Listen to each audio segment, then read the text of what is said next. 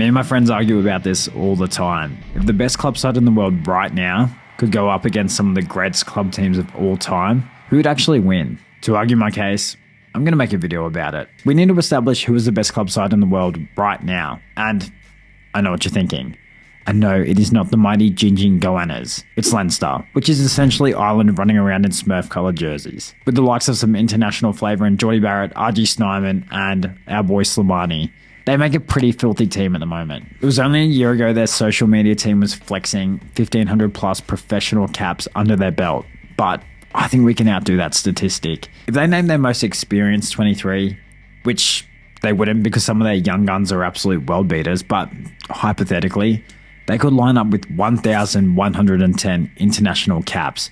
And yes, I'm a fucking loser who did this maths myself. Remember, we're not talking about 1,000 caps playing for Romania. We're talking about the Springboks, All Blacks, and Ireland, 3 of the best teams in the world. I couldn't even fit Slimani into the 23, and he's got over 50 test caps, which shows you just how good some of these young guys must be if they're edging out experienced test players. They're just the best club side in the world at the moment, based on current form. What's crazy though is some people would be genuinely offended if you put them in the same conversation as the 2002 Crusaders. Now why? What was so good about the 2002 Crusaders? Well, they went through the season undefeated, knocking off every other team in the competition in the process. Super Rugby was the premier competition back then. They scored 30 plus points in every single match, and rugby was slow as shit back then. It's really hard to compare just how good they were at that point in time. So here's some facts that help paint the picture. In the history books, they're referred to as the Invincibles. They managed to beat the second place at the time New South Wales Waratahs 96-19, just one round before the finals. And no, they weren't resting any players. There was a lot less international rugby compared to today, and making the All Blacks was highly competitive, and staying in was a whole nother story. The squad didn't have 788 international caps at the time, and the archives are a bit blurry, but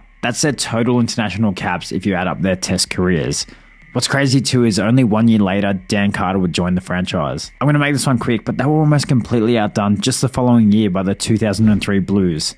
715 international caps with the likes of Dougie Howlett, Rupeni Tautau Nabuka, Joe Rokotoko, Mills Muliaina, Tony Woodcock, Carlos Spencer, Ali Williams, Kevin Mialamu. Some serious rugby royalty in this side. Their backline was off tap.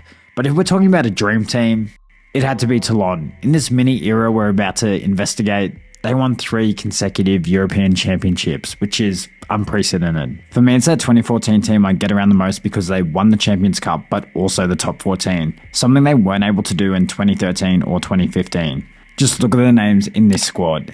Insane. Dylan Armitage, Drew Mitchell, the big bastard Bastronode, Giddo, Habana, Wilkinson, Danny Rousseau, Bucky's Botha. This had to be one of the most fantasy ass-looking teams you've ever seen. Something we did learn though is these dream teams don't really work. Yes, they won the competition, and their stats throughout the top 14 season were convincing as we saw, but they weren't as convincing as these sides that are predominantly made up of one nation, and it probably all boils down to chemistry.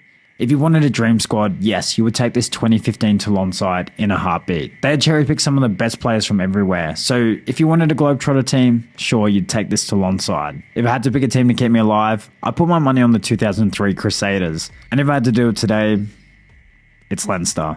This side, though, has something special about it. So much experience, such a deep squad, and they're putting some serious hurt on teams. It's interesting how no South African sides have actually made it into this list, and their strongest nomination is probably any Bulls lineup between 2007 and 2010. What I was able to find out though is it's unbelievable just how many Springbok players are split across so many different domestic leagues. And when you look at some of the dream teams from the top 14 that have been formed, or Japan League One, some of their greatest teams they formed, they're littered with South African players. I just thought that point was pretty interesting to share with everyone. Let me know if I missed anyone, and don't give me any of that third grade clubland bullshit.